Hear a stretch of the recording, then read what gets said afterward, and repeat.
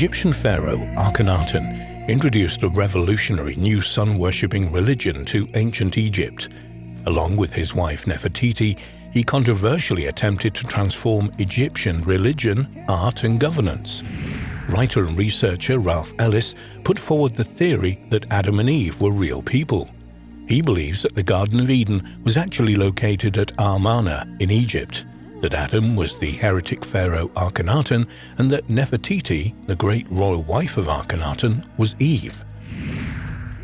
Amarna was finally destroyed, as was the Garden of Eden, and the royal couple were forced to flee to the wider world outside their comfortable existence, as Adam and Eve were in the biblical story. Akhenaten, also Amenhotep IV, was an 18th dynasty king of ancient Egypt. He ruled from 1353 to 1336 BCE and established a new cult dedicated to the Aten, the sun's disk. Hence he assumed the name Akhenaten, meaning beneficial to Aten. Shortly after becoming Pharaoh, Amenhotep IV seems to have married the main queen of his reign, Nefertiti. Nefertiti's parentage is somewhat of a mystery, but as her name translates, a beautiful woman has come. Some early researchers believe that she was a princess from abroad, perhaps from Mitanni, Syria. However, Egyptologists now think that she was the Egyptian-born daughter of the courtier Ai, brother of Akhenaten's mother, Tai. The earliest monuments associated with the reign of Amenhotep depict the traditional worship of deities depicted in the artistic style of the preceding reign, with one interesting exception. That is, the central role given to the falcon-headed god, who is given an unusual description containing the phrase, "who rejoices in his horizon, in his aspect of the light, which is the sun's disk." In the 5th year of his reign, the king changed his name to Amenhotep, Amen is content, to Akhenaten, beneficial to Aten. Akhenaten's grandfather, Thutmose IV, had already hinted at what was to come for ancient Egypt, with a new emphasis on the worship of the sun disk Aten, and his father had nurtured this by cultivating the cult of the sun. Within the first few years of his own rule, Amenhotep IV introduced sweeping changes to the spheres of religion, architecture and art. Akhenaten's changes to the artistic and religious life of ancient Egypt were sudden and revolutionary, though short-lived. His innovations were based upon a new religion centered on the worship of Aten, or the sun's disk, which Akhenaten raised above all other gods in the Egyptian pantheon. Akhenaten built several new temples dedicated to Re-Harakte, near the main precinct of the god's Amen at Karnak, who was now given an extensive description placed in 2 royal cartouches and was defined as the light which is in the sun's disk, Aten. Importantly, the new god Aten was no longer depicted in anthropomorphic form, but as the sun's disk itself, lifted up to the heavens and pouring its manifold rays down over the royal family.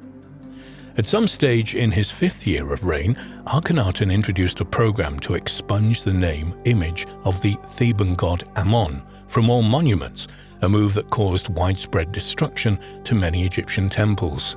Why he did this is still a mystery. At some point it appears that other gods were attacked as well, including Ammon's consort, Mut. In honor of the Aten, Akhenaten constructed an entirely new capital at a previously uninhabited place in the middle of the desert, which is now called Amarna. Dominic Montserrat wrote in his book Akhenaten, History, Fantasy and Ancient Egypt, "East of Amarna, the sun rises in a break in the surrounding cliffs. In this landscape, the sunrise could literally read as if it were the hieroglyphic spelling Akhenaten, or Horizon of the Aten, the name of the new city." Although Akhenaten had been considered by some researchers as the world's first monotheist, the religion of the Aten would be more accurately described as monolatry, that is, the worship of one god in preference to all others. It's unclear whether his beliefs ever captured the public imagination completely, as private homes, as well as the workman's village, have produced many figurines of household deities, and stele dedicated to traditional deities, such as Isis and Torsret, have been discovered in a number of private chapels. Towards the end of Akhenaten's reign, he's mysteriously depicted on some monuments together with another king whose personal name was Nefer-Neferuaten, the initial element of Queen Nefertiti's own name. Whether this enigmatic person was a new male co-regent whose origin is now lost, or whether, as it seems more likely, it is Nefertiti herself elevated to the status of male pharaoh, remains a contentious issue. Akhenaten's final years are shrouded in mystery. After his death around 1335 BC, his radical upheavals in religion and art and his new capital did not survive. Within a few years, a new king named Tutankhamun, whom a number of researchers now believe to have been Akhenaten's son, ascended the throne. In his 2004 book Eden in Egypt, Adam and Eve were Akhenaten and Nefertiti, author and researcher Ralph Ellis claimed that the controversial Egyptian pharaoh and his wife were the biblical Adam and Eve. In his work, Ellis states that the parable of Adam and Eve and the Garden of Eden was based on real people and historical events. Ellis points out a number of parallels between the biblical account and the lives of Akhenaten and Nefertiti and the history and geography of Amarna. The Bible mentions a river which flowed through the Garden of Eden and then split into 4 branches. The only river in the Near East that answers this description is the Nile, with its original division into 4 branches of the Nile Delta. Ellis maintains that the Genesis story is actually a refined version of Akhenaten's hymn to the Aten. So, the Garden of Eden was originally the Garden of Aten, and it lived at Amarna in Middle Egypt. He believes it probable that the hymn to the Aten was sung to greet the dawn, the beginning of each new day, and later this practice was confused with the story of the beginning of all creation. In the book, Ellis also contends that Hebrew is a direct descendant of the ancient Egyptian language, and that the Bible was originally written in Egyptian. If this were the case, he reasons, it follows that large parts of the Old Testament were based upon very ancient Egyptian lore, stories, and morality tales. As the Israelites originally came from Egypt, it's perfectly natural that their language, their culture, and many of their gods were of an Egyptian nature. In the Bible, Adam and Eve are described as the first man and woman. Ellis links this with the fact that the pharaoh Akhenaten and Queen Nefertiti were also the first man and woman in terms, being the most important 2 people in the country, just as the American president and his wife are known as the first man and the first lady nowadays. Ellis's conclusion in his controversial book is therefore that the entire Genesis story is based on the singular events of the Amarna era, when Egypt's heretic pharaoh and his wife were banished to the barren plain on the east bank of the Nile. He also believes that the fact that the tombs of Akhenaten and Nefertiti have never been discovered at Amarna lends proof to his theories. Archaeologists, however, believe her tomb is located in the Valley of the Kings and will one day be discovered. In February 2020, it was announced that a radar survey around the tomb of Tutankhamun's in Egypt's Valley of the Kings had revealed possible evidence of further hidden chambers behind its walls. The discoveries were made by researchers led by archaeologist and former Egyptian Minister of Antiquities. The results of the survey are believed by some to lend support to the theory that the young king's burial place hides the existence of a larger tomb which could well contain the remains of the Egyptian queen Nefertiti. There is a related story to that of Ellis, which contends that the alleged monotheism of Akhenaten later influences Moses and the subsequent birth of Israelite monotheism. This is perhaps not so far-fetched, as a number of writers and historians have looked for the identity of biblical Moses among the royal families of ancient Egypt. The Bible does make it clear, after all, that he grew up in the royal household. Sigmund Freud, the father of psychoanalysis, was the first to suggest a link between the apparently monotheistic beliefs of the pharaoh Akhenaten and the monotheistic religions of the world today. In his book, Moses and Monotheism, published in England in 1939, he suggested that Moses may in fact have been a follower of Akhenaten and perhaps served at his court. Archaeologist and author Brian Fagan, however, believes that they are 2 different kinds of monotheisms and that there's probably no link between the 2. He says Israelite monotheism developed through centuries of discussion, declarations of faith and interactions with other societies and other beliefs. In contrast, Akhenaten's monotheism developed very largely at the behest of a single, absolute monarch presiding over an isolated land, where the pharaoh's word was divine and secular law. It was an experiment that withered on the vine.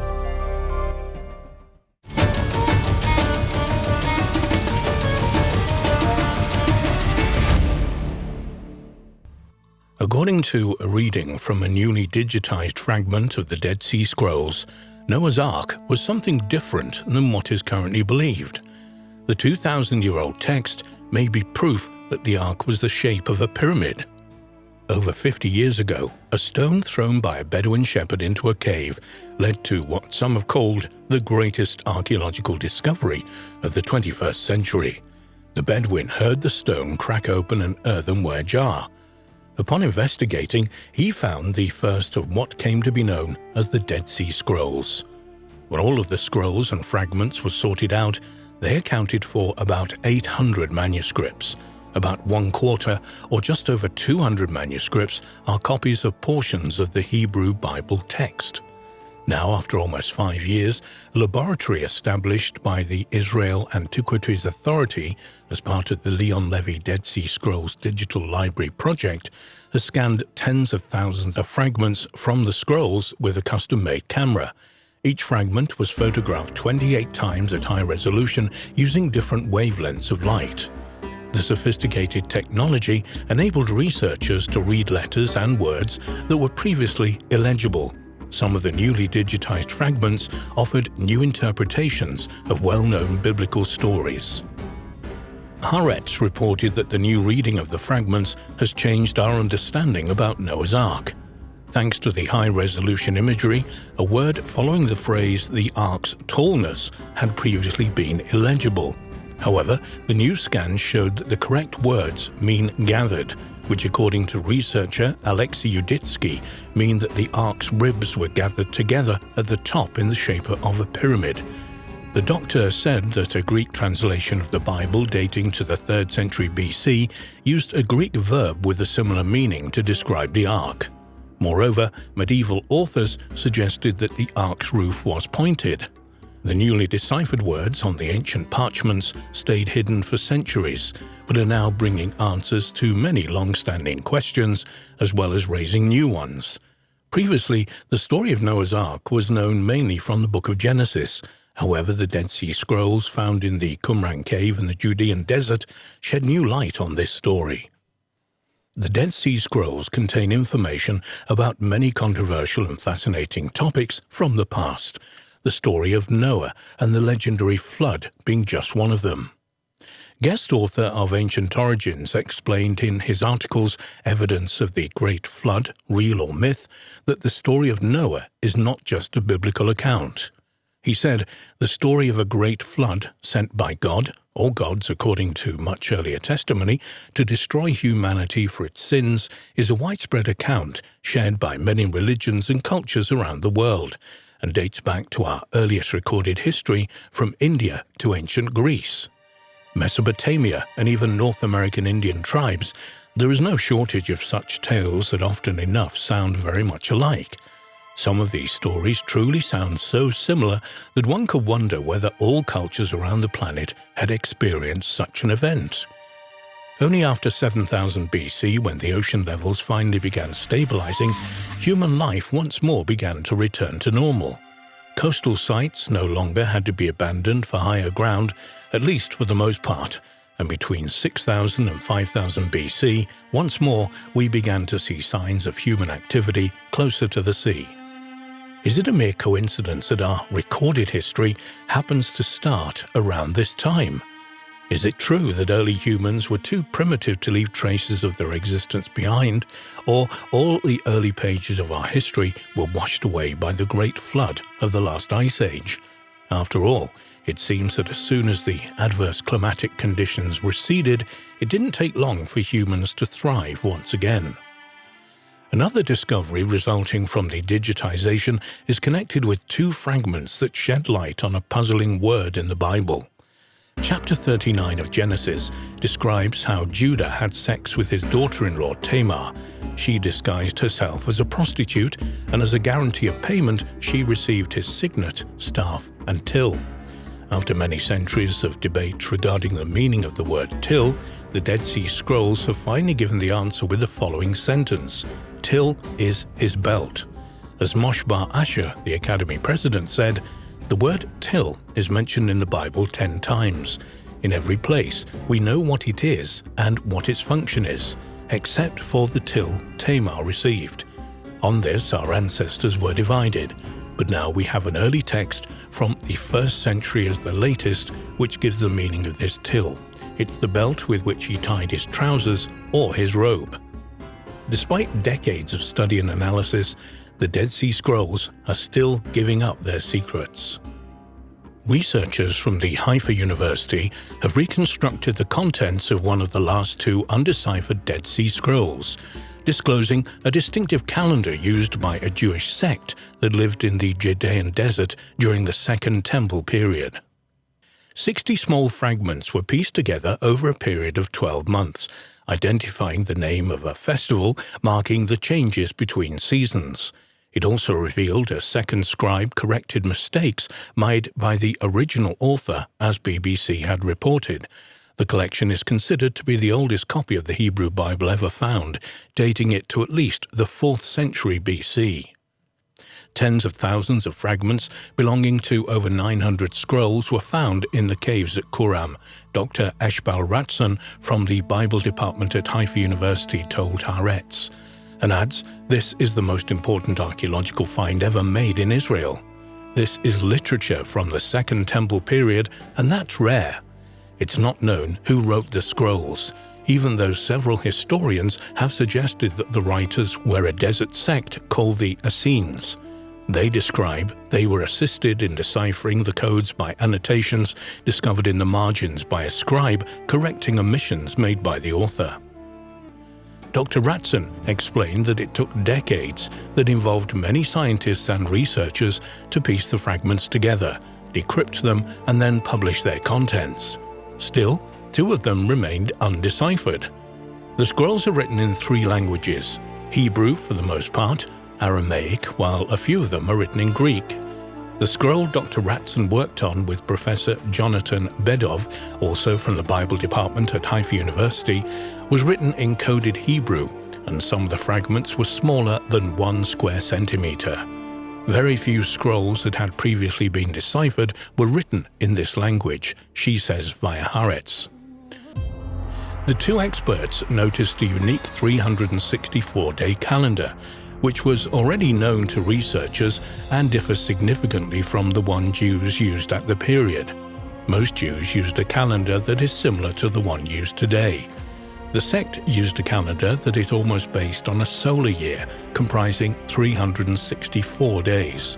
There are months with 30 or 31 days in every season, Dr. Ranson stated via Haaretz, and adds, 364 divided into 7, so every date falls on a specific day of the week and every holiday has a fixed date.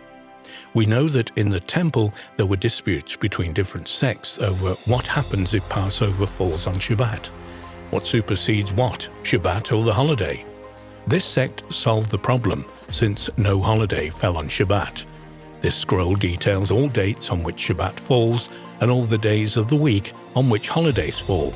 Dr. Ratson also explained that when significant events took place inside a temple, such as the high priest making a sacrifice on Yom Kippur, only 1 calendar could be used. But this calendar was disputed, which may be one of the reasons this sect left the temple and went into the desert. They had many disputes, and this was one of them.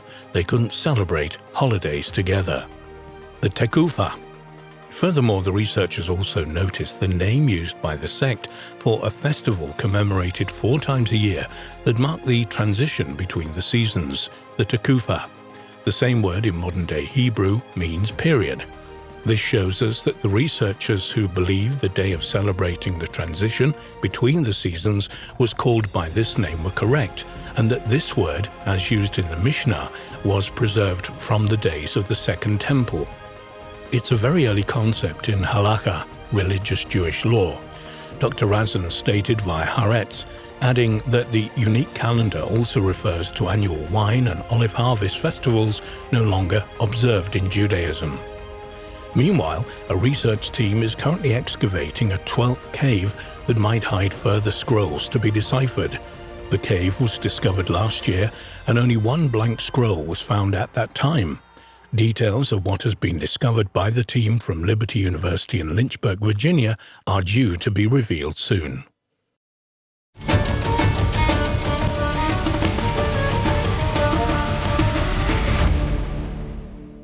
Mount Sinai is renowned as the principal site of divine revelation in Jewish history, where God is purported to have appeared to Moses and given him the Ten Commandments. Biblical scholars believe Mount Sinai may have been either in the Sinai Peninsula in Egypt or at Har Karkom, a mountain ridge in the Negev Desert of southern Israel. A more recent and controversial theory suggests that Mount Sinai could be in Saudi Arabia, where Moses was thought to have fled after escaping Egypt. Mount Sinai, also called the Mountain of Moses, is renowned as the principal site of divine revelation in Jewish history, where in the Bible, God is purported to have appeared to Moses and given him the Ten Commandments. Exodus 19 says, "The people all responded together, 'We will do everything the Lord has said.' So Moses brought their answer back to the Lord.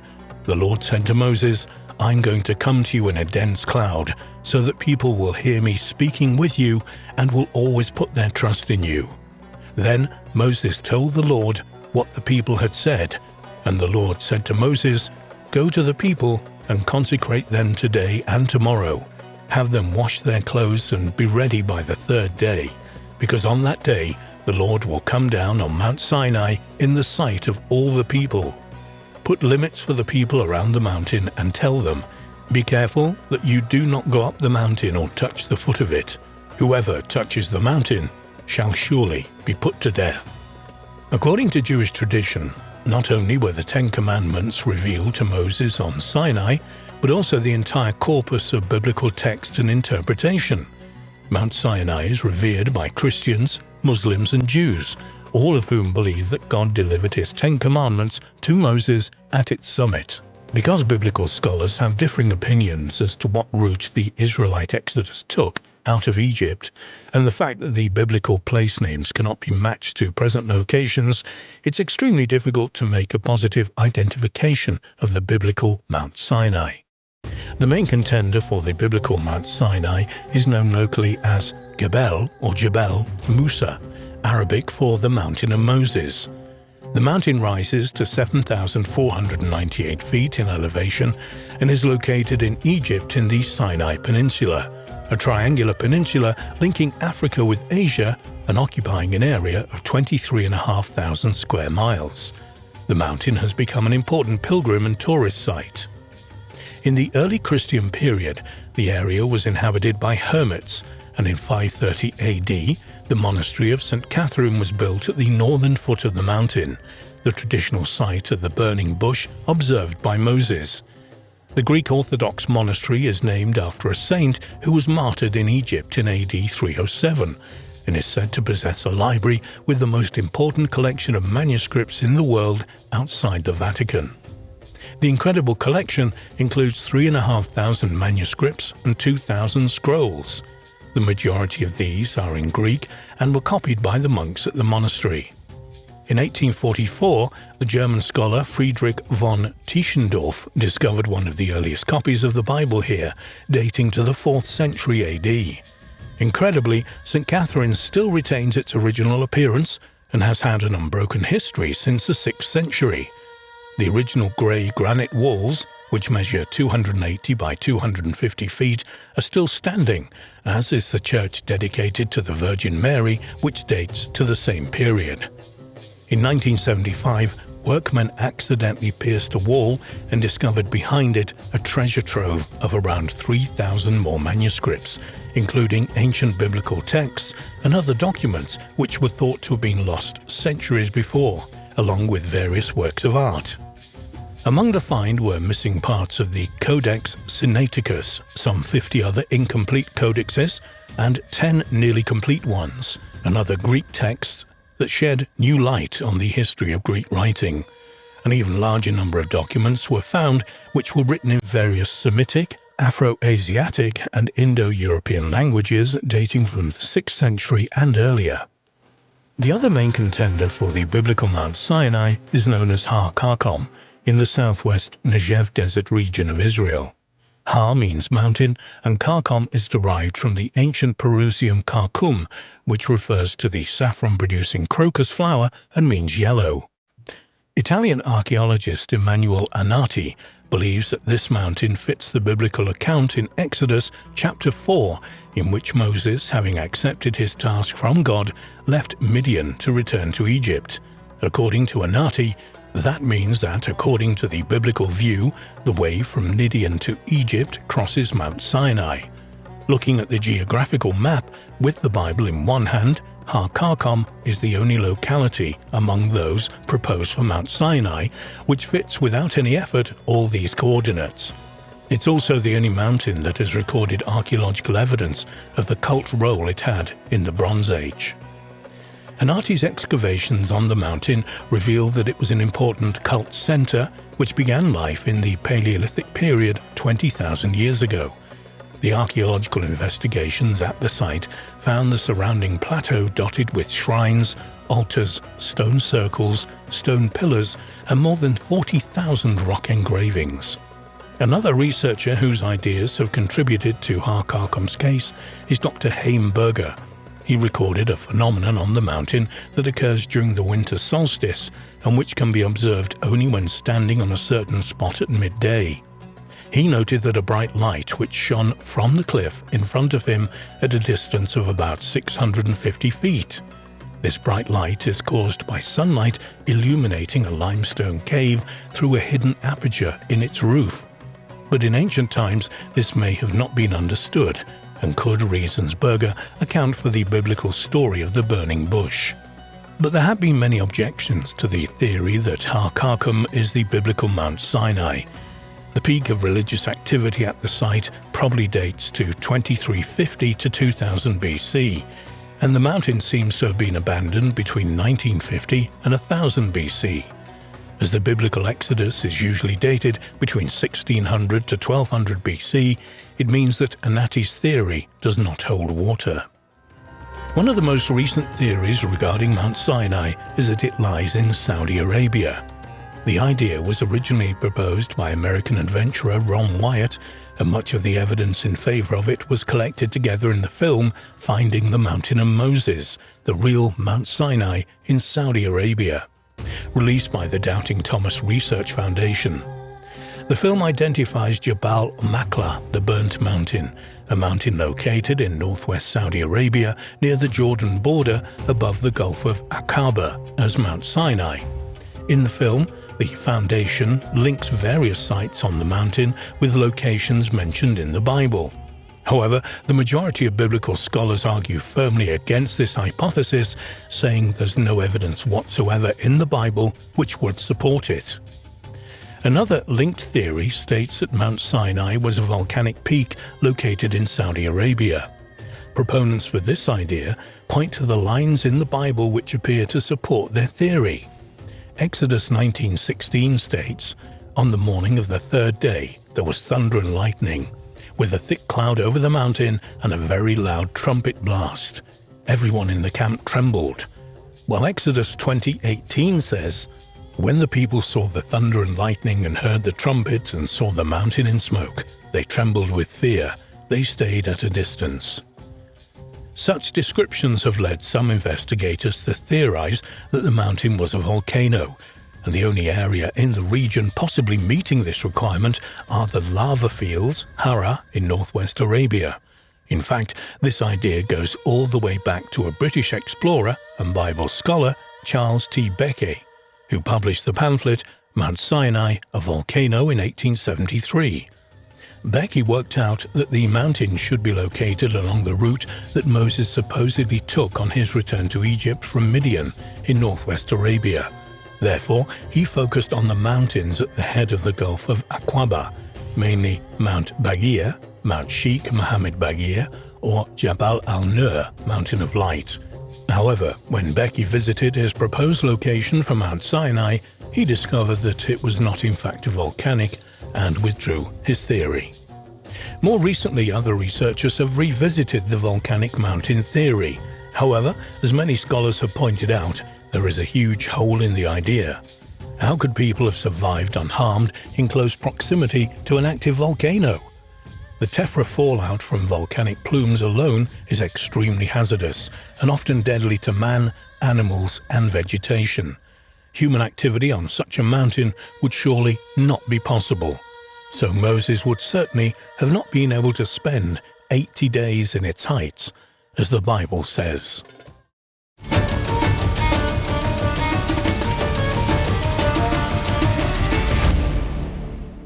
The Magi are familiar to most people as the wise men from the East in the Bible. The Gospel of Matthew describes them following the Star of Bethlehem to find the Savior and offering him their gifts of gold, frankincense, and myrrh. But did these mysterious wise men bearing exotic gifts really exist outside of this biblical story? And if so, what was the Star of Bethlehem which they followed? Some researchers suggest it was not a star at all, but either the planet Jupiter or the conjunction of Jupiter with two other planets, Saturn and Mars. The word Magi, the plural of the term Magnus, comes from Latin via the Greek word magoi, itself borrowed from Old Persian magus. The Old English word is maj, and it is from this that we get our word magic.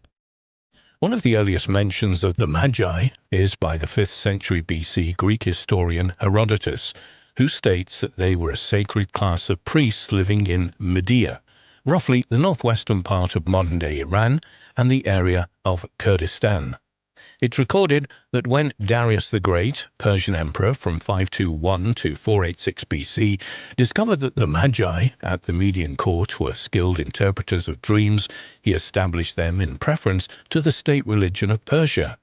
Whatever the truth of this, by the time Herodotus was writing, the Magi had become priests in the Persian Zoroastrian religion with a role comparable to shamans or medicine men. Part of their duties was to serve as astrological consultants to the Persian emperors, and they soon attained a powerful religious influence and respect as wise men throughout the empire. The ancient Greek writer and geographer Strabo described the Magi in Cappadocia, now central Turkey. He called them fire kindlers, who possessed fire temples containing an altar on which a fire was kept continuously burning. The Magi visited the temple daily for around an hour, where they would make incantations holding bundles of tamarisk or other branches in front of the fire and wearing round their heads high turbans of felt, which reached down their cheeks far enough to cover their lips. It seems that some Magi also travelled west, arriving and settling in Greece and Italy. Traces of their beliefs and practices can be found in Mithraism, an ancient mystery religion based on worship of the god Mithras, which became popular among the Roman legions around the 3rd to 4th centuries AD. At the time of the Roman Empire, the word magi began to be used as a more general term to describe any representatives of an Eastern cult, and by the time of the birth of Jesus, it had come to mean anyone involved in magic, astronomy, and dream interpretation. The Magi seem to have been accepted as part of the courts of the Roman Empire, as a number of them are mentioned as accompanying high-ranking officials and governors. The description of the Magi visiting Jesus in Bethlehem in the Gospel of Matthew, which was written between AD 60 and 80, is the only source we have for the event. Matthew, "There came wise men from the east to Jerusalem," and subsequently refers to the interest in stars, so it's probable the wise men he is speaking of were astrologers. This concern with the stars has suggested to some that the wise men came from Babylon, a well-known centre of astrology at the time. However, to judge purely by the nature of the gifts they brought, gold, frankincense and myrrh, Arabia would seem more appropriate, though it didn't possess a Magian priesthood. Matthew doesn't specify how many were there, but the number of gifts would indicate 3. The nature of these gifts has potent symbolic power for Christians. Frankincense signifying Christ's divinity, gold representing his royalty, and myrrh, which was used in anointing corpses, a symbol of his forthcoming passion and death. According to Matthew, before arriving in Bethlehem, the Magi had first visited Herod, Roman puppet king of Judea, from around 30 BC. After sighting the star in the east, they had made inquiries with Herod regarding the new king. Herod, with his knowledge of the Old Testament prophecy, was able to direct them to Bethlehem. He requested that the Magi return to see him when they found any news of the Savior, so that he too could pay homage. As the Magi approached Bethlehem, the star again appeared in the sky, so they followed it until they found the King of Jews and presented him with their gifts. The astrologers were subsequently warned in a dream to avoid going back to Herod and so travel back to Persia by an alternative route. As a result of this trick, Herod was furious and ordered the massacre of the holy innocents, all the children under 2 years old in Bethlehem and the surrounding area. But by then, Joseph had taken Mary and Jesus to safety in Egypt. Over the years, there has been heated discussion about what kind of star it could have been that brought the Magi out of the east on their long trek to Judea. Explanations put forward for this astronomical wonder include meteors, the planet Venus, planetary conjunctions, stellar novae, comets, and even UFOs.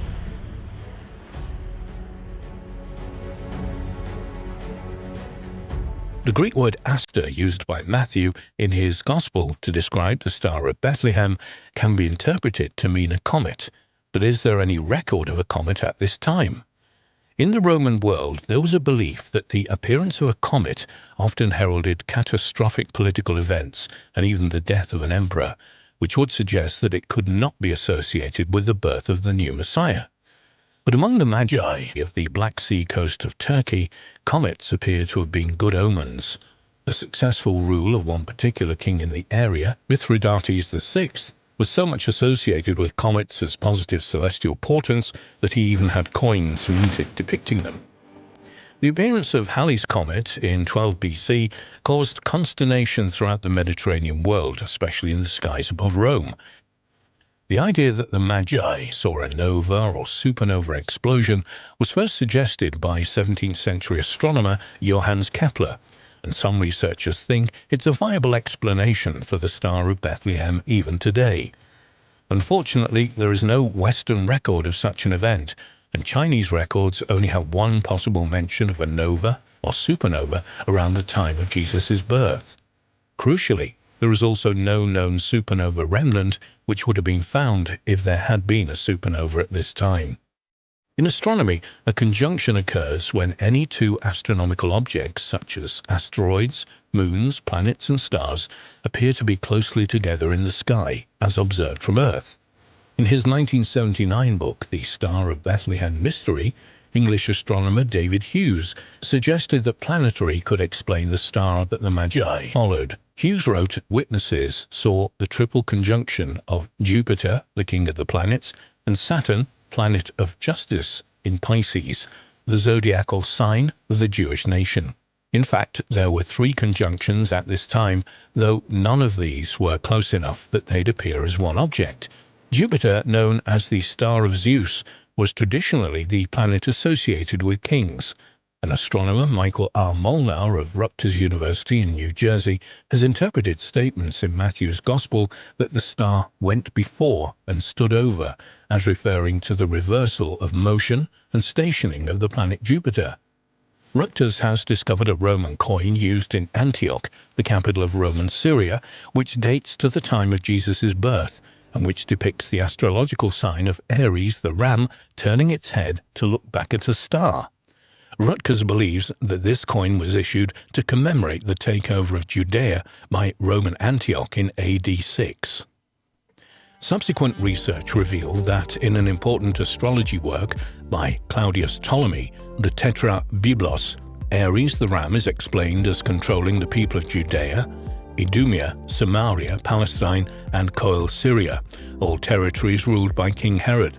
So it's possible that the stars on the coin represent Judea's destiny in the hands of Roman Antioch. This may indicate that astrologers were waiting for the birth of a great king of the Jews, portended by the appearance of the Star of Bethlehem in the constellation of Aries the ram. Molnar's research shows that the celestial events on April the 17th, 6 BC, when Jupiter was in Aries and there was also a lunar eclipse of the planet, were exactly those which would indicate the birth of a divine person. Though a lot more research needs to be done on this theory, it provides the best evidence yet that the Magi from Persia were actually following a real star, in this case the royal star Jupiter, which would ultimately lead them to Bethlehem and the future king of the Jews.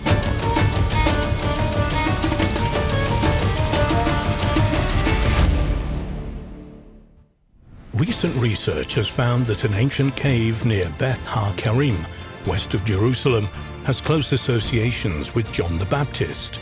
Seen by some as the greatest archaeological discoveries of the last 25 years, remains discovered in the cave suggest that it was being used for baptisms by John during the time of Jesus.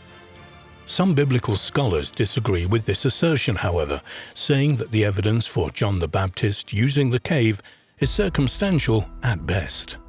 St. John the Baptist was born sometime in the first decade BC in Judea, Palestine, near Jerusalem. The son of Zechariah, a Jewish priest of the order of Abijah, and his wife Elizabeth. According to the New Testament, Elizabeth was a relative of Mary, the mother of Jesus. John was a Jewish prophet of priestly origin who preached the imminence of God's final judgment and baptized repented followers in preparation for it. He is revered by the Christian Church as the forerunner of Jesus Christ. After a period of solitude spent in the desert, John the Baptist appeared as a prophet in the region of the lower Jordan River Valley. He had a circle of disciples, and it's said that Jesus was among the recipients of his rite to baptism. St. John the Baptist was later imprisoned by Herod Antipas for denouncing Herod's marriage, which he said was illegal under Jewish law. According to scripture, Herod's stepdaughter Salome requested John's head to please her mother, Herodias. Around 30 AD, John was sentenced to death and subsequently beheaded by Herod Antipas. The primary sources for the details of the life of John the Baptist are the four Gospels: Matthew, Mark, Luke, and John. The Act of the Apostles and the 1st century AD Jewish historian Flavius Josephus's The Antiquities of the Jews. The ancient mountain village of Ein Karem is situated on the western slopes of Jerusalem, and Christian tradition holds that it was the birthplace of St. John the Baptist. The New Testament states that it was the place where both pregnant mothers of Jesus and John the Baptist met next to its spring. In subsequent years, monasteries and churches were built on the site and a rich village developed. It's believed that the area was the source of stones used to build the second Jewish temple, and according to numerous archaeological finds, the village was in existence prior to the Roman period. In 2004, a controversial book called The Cave of John the Baptist, written by Israeli archaeologist Shimon Gibson, was published. In this work, the author detailed work at the cave which he and his team had undertaken, which showed that the site was first occupied in the Iron Age from the 8th to the 6th century BC. Most significantly for the author, from the 1st to 3rd century AD, the cave seems to have had a cultic role, which continued as late as the 8th century. The cave, which is located in the side of a hill less than a mile from modern Suba, a small abandoned Arab village about 3 miles west of Ein Karem. Radiocarbon dating of the plaster in the cave, which had a broad entrance and internal staircase, revealed that the inhabited part of the cave was constructed between 700 and 500 BC. Outside the cave there was a pool which did not seem to have been for irrigation of the surrounding field. Gibson believed that the cave was originally an Iron Age ritual bath, due to the presence of the porch, large entrance and broad flight of stairs into the interior. Gibson interpreted the stone and pottery finds made within the cave, suggesting that it was used for foot-washing rites. He proposed that John the Baptist chose the cave at Suba near his hometown of Har Karkom, which already had an association with an ancient tradition of ritual bathing, as the place for his baptizing. Gibson was extremely confident with this identification, saying, I am now certain that this cave was connected with the ancient cult of John the Baptist. Indeed, this may well be the cave of the early years of John's life, the place where he sought his first solitude in the wilderness and the place where he practiced his baptisms. However, many biblical archaeologists and scholars agreed with Gibson's conclusions, believing that the argument linking the Suba cave to John the Baptist was difficult to prove and circumstantial. Gibson's claim that John the Baptist was veneered in the cave from Byzantine to Islamic times was based on the figure of a man carved on the wall high up in the cave. The figure, which is about 28 inches high, has no name attached to it, though Gibson believed the general similarity of the figure of John the Baptist as described in the Gospels is enough. However, there are no inscriptions or direct evidence to tie this figure to anyone from the Bible, let alone John the Baptist. Indeed, a number of scholars disagree with Gibson's conclusions, noting that the main claim to a John the Baptist connection was that the cave was used by followers of John the Baptist hundreds of years after his death in the Byzantine period 330 to 630 AD. Critics of Gibson's theory also pointed out that there were hundreds of similar caves in Israel with dubious biblical claims attached to them. Among the numerous examples visited by Byzantine pilgrims is the cave where Mary allegedly breastfed Jesus, the chapel of the Milk Grotto in Bethlehem. Indeed, pilgrims still visit and worship there to this day. In April 2006, it was announced that completed excavations at Suba Cave had revealed new features that deepen the mystery of the site's ancient origins and pointed to extensive use of the area's installations during the 7th century BC, around the time of Isaiah. Excavations also revealed the possible existence of a second, still unexcavated cave at the site, suggesting that the location could be a major religious complex during the Iron Age. In March 2016, Dr. James D. Tabor of the University of North Carolina at Charlotte, one of the world's leading authorities on Second Temple period Judaism and early Christian origin, led a group to revisit Suba Cave. Tabor and Shimon Gibson had begun excavating the cave in 2006 and had called it at the time one of the greatest archaeological discoveries of the last 25 years. Tabor described one of the most important discoveries of the excavations. As we dug down, we suddenly came across 1 meter to 1.5 meters filled with clearly 1st century AD period pottery shards, and this was out of a total of 4 meters of cultural layers in the cave. So, something was really going on in this cave during the early 1st century. We found evidence of thousands of clay vessels in the cave, all broken. Further seasons of excavations at the cave, which extended 90 feet into the hillside bedrock, uncovered a large plastered cave carved out of bedrock with steps leading into a large interior pool of water. The excavators believed this feature could have been a place for ritual immersion or baptism. In the 1st century AD, such a feature was normally characterized as the mikveh, a Jewish ritual bath. The Suba cave is now considered to be the largest mikveh in Israel. Tabor and Gibson believe that the large amount of broken pottery vessels discovered at the site were connected to a baptism ritual conducted in the cave. Based partly on their research of 2nd century manuscripts, the pair suggests that baptism at the time of Jesus and John may have followed a set procedure that included not only immersion in the water, but also the pouring of water over the head with a pottery vessel, the anointing of the right foot, indicated by a foot-shaped cavity carved out of the bedrock near the steps close to the inside of the cave entrance, and the deliberate breaking of the vessel so it could never be used for practical purposes. The thousands of 1st century jug fragments uncovered in the cave were the remains of these ritual vessels. While Tabor and Gibson believe that the cave was used by John to baptize people during the time of Jesus, and possibly even Jesus himself, they admit that it was not initially made for this purpose. 5 years of excavation and research showed that the cave was initially created and used as a clay-making facility for the manufacture of pottery. As Tabor explained, the cave was first meant to be a water reservoir, fed by an adjacent spring which still exists for clay making. Pottery for the king's house was made at Suba because the clay was so pure. Then it went out of use in the 2nd century BC and silted over. The site was later remodeled and converted into a ritual immersion facility during the 1st century AD.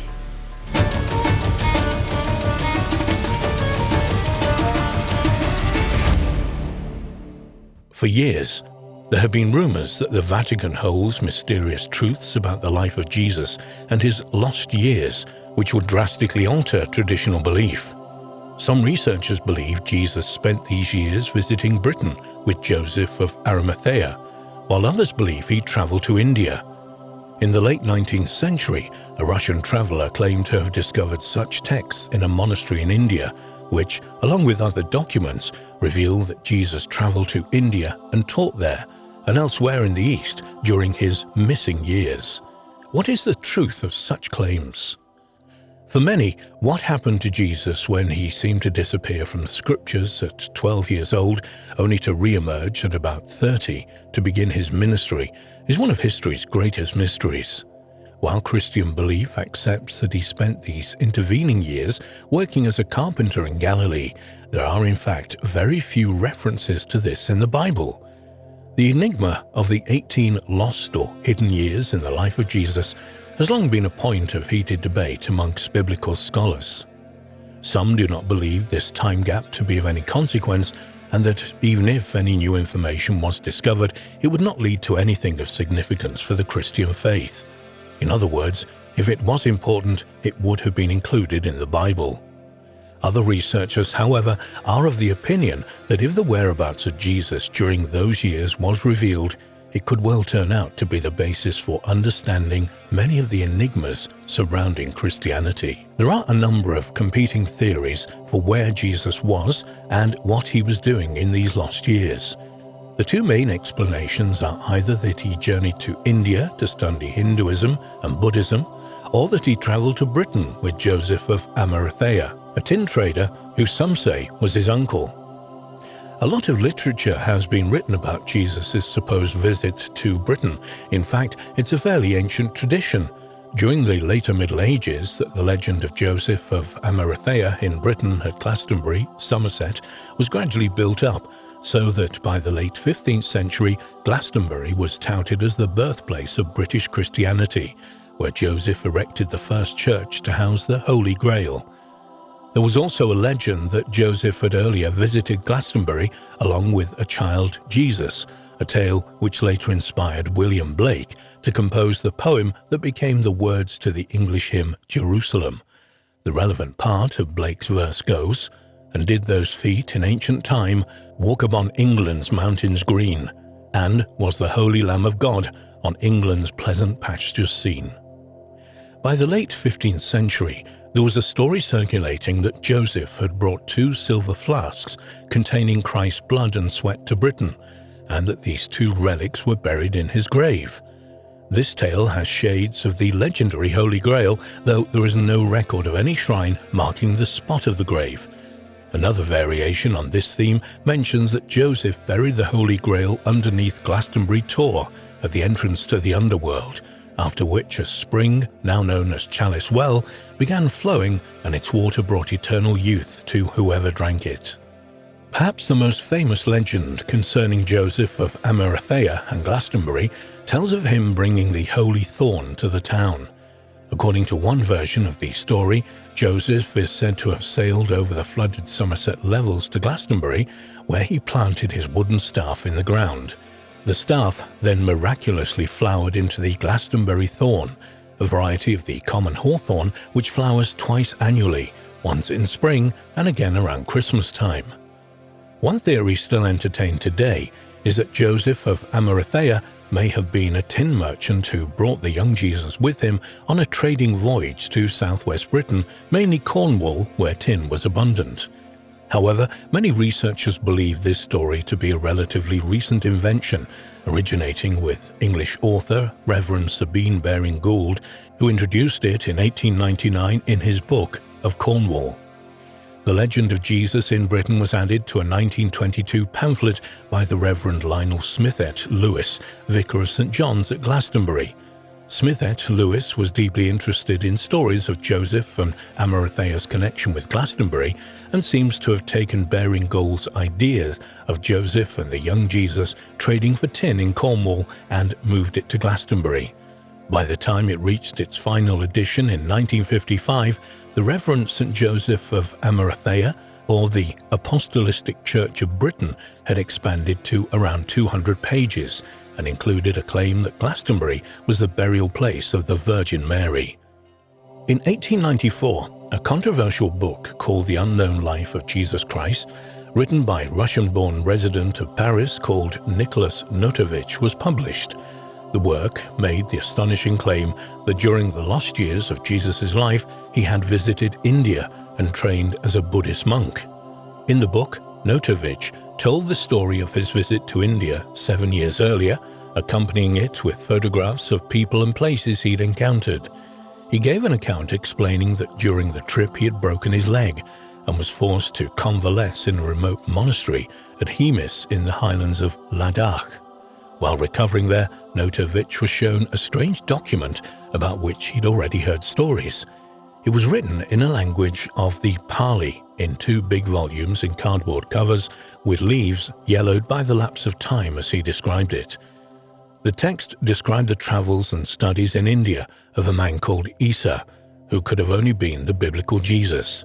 Indeed, the document was entitled Life of Saint Issa, Best of the Sons of Men, Issa being the Arabic name of Jesus. According to the text, Jesus left Jerusalem at the age of 13 and set out towards Sind. Intending to improve and perfect himself in the divine understanding and to studying the laws of the great Buddha, he crossed Punjab and reached Puri Jagannath, where he studied the Vedas under Brahmin priests. He spent 6 years in Puri and Regra, near Nalanda, the ancient seat of Hindu learning.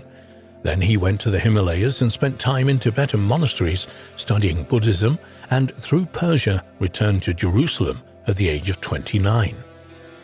At the time, Notovich's book was a global publishing sensation, going through 11 French editions in its first year of publication alone. More than a century and a quarter later, however, Notovich's book is largely forgotten and its claims relegated to the realms of fantasy. But some researchers believe that this is doing a great disservice to Notovich and that his claims were based on real evidence, since lost, or perhaps now kept in the Vatican archives in Rome. However, even at the time Notovich's controversial writings, a number of people were far from convinced. German-born philologist and Oriental Max Muller stated that either the monks at the monastery had played a joke on Notovich, or he had invented the story and faked the ancient manuscript. Muller even wrote to the monastery where Notovich had allegedly stayed and was told by the head lama that there had been no Western visitor at the monastery in the past 15 years, and there were no ancient documents like the one described by Notovich. Shortly afterwards, English academic J. Archibald Douglas actually visited Hemis Monastery and interviewed the head lama, who stated definitively that Notovich had never been there.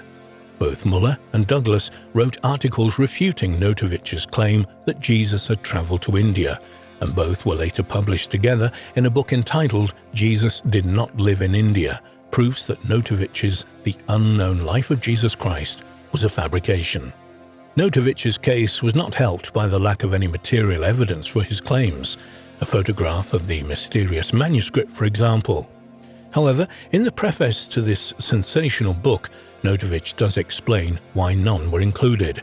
In the course of my travels, I took many curious photographs, but when I came to examine the negatives on my return to India, I was dismayed to find that they were absolutely destroyed, highly suspicious to say the least.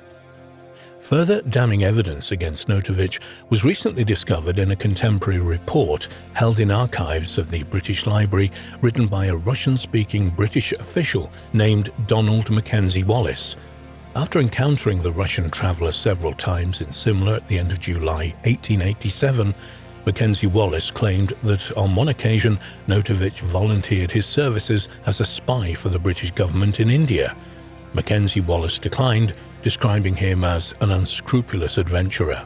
Despite these allegations of falsehood, Notovich stood firm, promising to return to the monastery and bring back the original manuscript. But nothing more was heard from him on the subject, and the claim of Jesus traveling to India is now regarded as a myth with no basis in fact.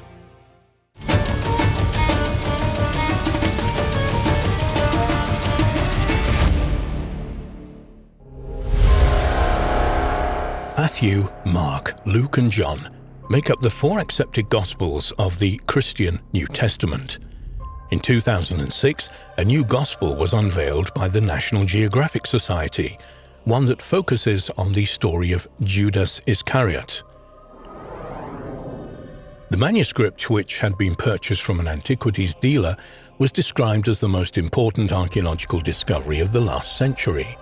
After being lost for around 1700 years, the Gospel of Judas was recently restored, authenticated and translated. It has revealed some fascinating and controversial new information. However, there were stories of shady dealings in illicit antiquities that have been hushed up to ensure the rapid publication of the Gospel. Some evidence points to extremely worrying goings-on with newly discovered Judas Gospel, with some scholars maintaining that it should never have been purchased at all. The recently translated Gospel of Judas is a text which gives completely new insights into the relationship of Jesus and the infamous disciple who betrayed him. The Judas Gospel is an early Christian papyrus manuscript dating to around 200 AD, which includes the only known text of the Gospel of Judas. This Gospel gives a dramatically different view of the disciple whom, according to the Bible, betrayed Jesus. In fact, the new text portrays Judas as Jesus' favorite disciple and states that Jesus asked Judas to hand him over to the Romans for crucifixion in order to be liberated from his earthly body. The leather-bound manuscript was found in the 1970s in a cavern near El Minya, Egypt, and circulated among antiquities dealers in Egypt and Europe for years before it found its way to Long Island in the US, where in 2000 it was purchased by Frieda Nussberger Chakos, a Zurich-based antiquities dealer, for $300,000.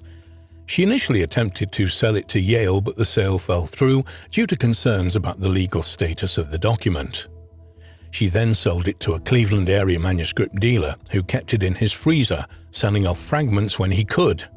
However, when the dealer was unable to come up with the money to pay for the manuscript, Chakos recovered most of it, and in 2001 she sold it to Roberty, her attorney, for $1.5 million and a share of future profits. National Geographic purchased exclusive publication rights for the contents of the Lost Gospel for $1 million from a foundation run by Swiss attorney Mario Jean Roberti. The deal also gave Chakos a percentage of National Geographic's royalties from 2 books, a documentary and other profit from the publication of the Judas Gospel.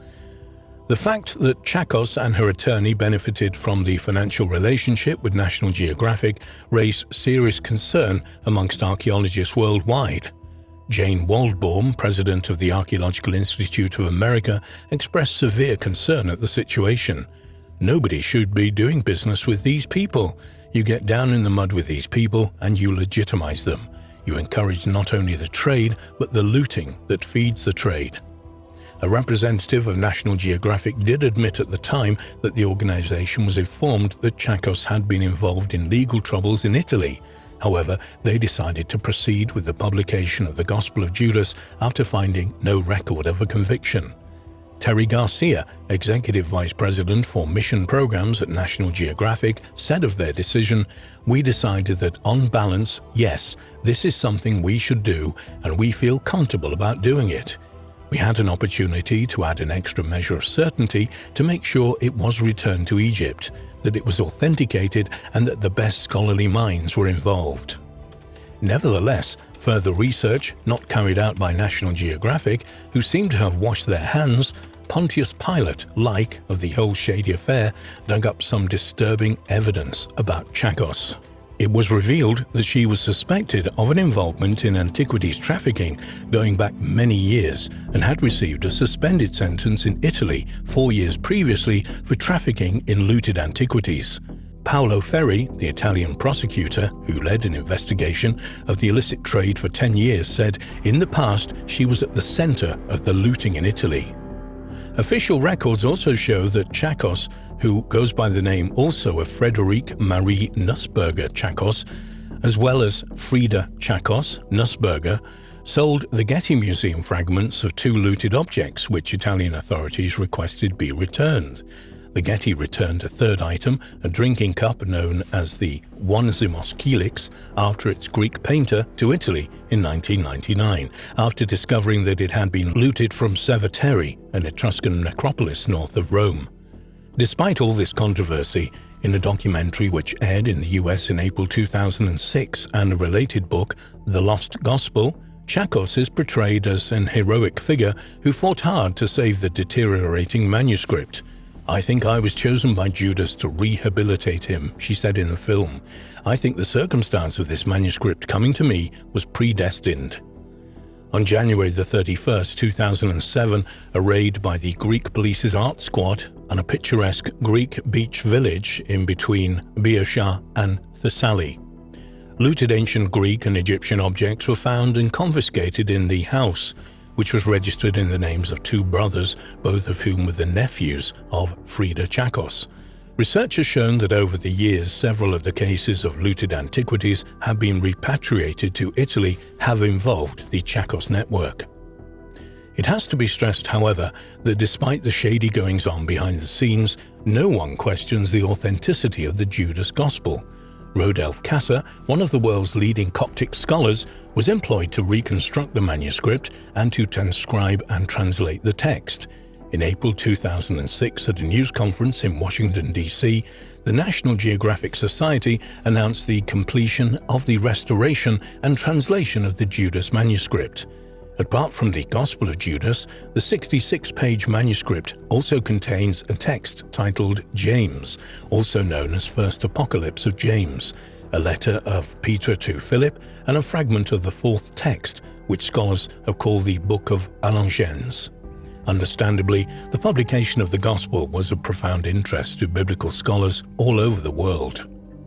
Bart Emran, chair of the Department of Religious Studies at the University of North Carolina at Chapel Hill, said that the new Gospel has a completely different understanding of God, the world, Christ, salvation, human existence, not to mention Judas himself, then came to be embodied in the Christian creeds and canon.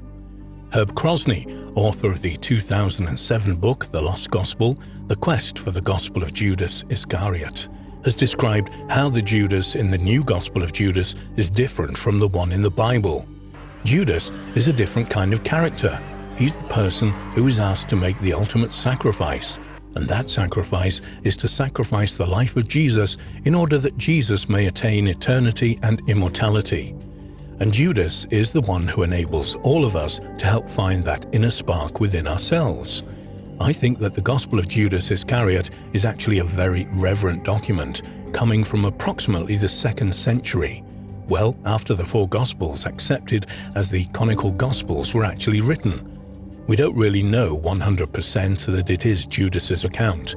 We know that a writer in the 2nd century told this story, which is the story of the encounter between Judas Iscariot and Jesus some time after the resurrection.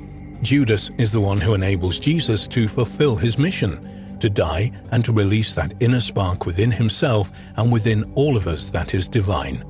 And that is the concept of this absolutely rare 2nd century document, which is just coming to light. However, a lot of scholars were not happy with the translation and noted the fact that the National Geographic, wanting exclusive rights to the manuscript, had asked its scholars to sign non-disclosure statements and not to discuss the text with other experts before publication. This goes against how the best scholarly translation works, where full-size photos of each page of a new manuscript are published before a translation, allowing experts all over the world to share information as they independently work through the text. Like the Dead Sea Scrolls, a significant amount of the original manuscript material from the find in El Minya is missing, though some of it is believed to be in circulation among antiquities dealers or in private hands, probably never to be seen again by scholars. There are serious questions to be asked of National Geographic, who seem to have ignored all scholarly protocol in order to be the first to publish such a sensational manuscript.